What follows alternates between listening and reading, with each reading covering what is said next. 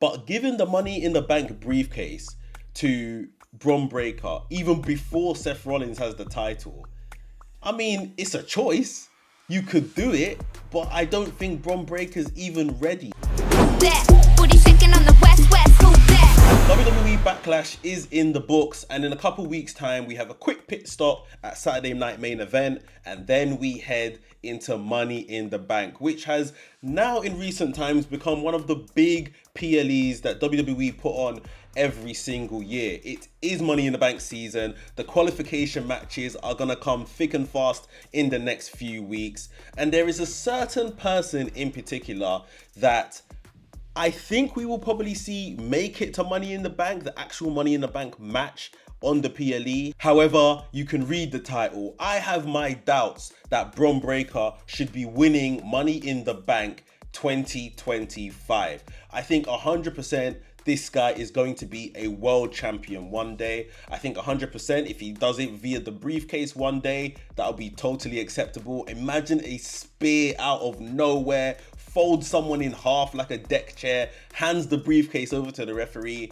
and cashes in right there and then. I can imagine it, and it could be excellent programming. However, my main thing is Bron Breakker should not win the Money in the Bank briefcase this year. Now, going a bit back in the story, we've seen Bron Breakker just come off the back of a really fun Intercontinental title run where ultimately he faced a lot of challenges, not a lot of story within the Intercontinental stuff that he was doing, but he had almost like open challenges and faced a lot of guys and put on some really fun matches with some great moments in between. You know, the Royal Rumble moment with Speed was great. We also saw a great spear to Carlito when he was still Intercontinental champion. Like, there has been great stuff that Bron Breakker has done as the Intercontinental champion before he lost it at WrestleMania. The one thing I would say that Bron Breakker missed during that entire time as IC champion was a story, a real like feud to sink his teeth into, and there was a lack of character development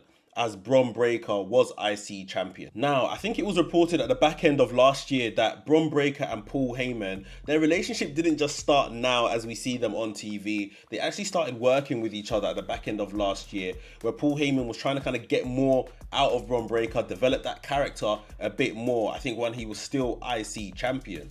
So I think they realized as a company that Bron has got a lot of the tools, but he hasn't got all of them just yet, especially in that kind of character development area. And I think that's what we see now with him sitting under that learning tree of Paul Heyman and Seth Rollins on screen. They have realized we are working with a future world champion, but there's a couple things we still need to hone and teach him ultimately. You know, there are parts of the on-screen programming where Paul Heyman is literally telling Bron Breakker and Seth Rollins is literally telling Bron Breakker what their plan is and why they are doing what they are doing, which is literally teaching him on the job, teaching him on screen what it entails, you know, the factors and the characteristics to be a threat and a top guy. And I think it's really interesting that they are showing us like these little antidotes that Bron is literally learning the craft right here, right now. And these are all the things as to why I'm thinking, let's not push Bron Breakker too quickly up that pole and then he becomes world champion and it's like, don't know what to do with him, don't know how to use him, he's not quite ready yet. And I say Tiffany Stratton because that is exactly what happened with Tiffany Stratton last year. Now, Tiffany Stratton, let's look at her a bit. Great performer. Really having fun when she came up to the main roster. The crowd were really behind her. Remember Tiffany Stratton at Elimination Chamber. Awesome scenes. However, when they put Money in the Bank with her, I lost it.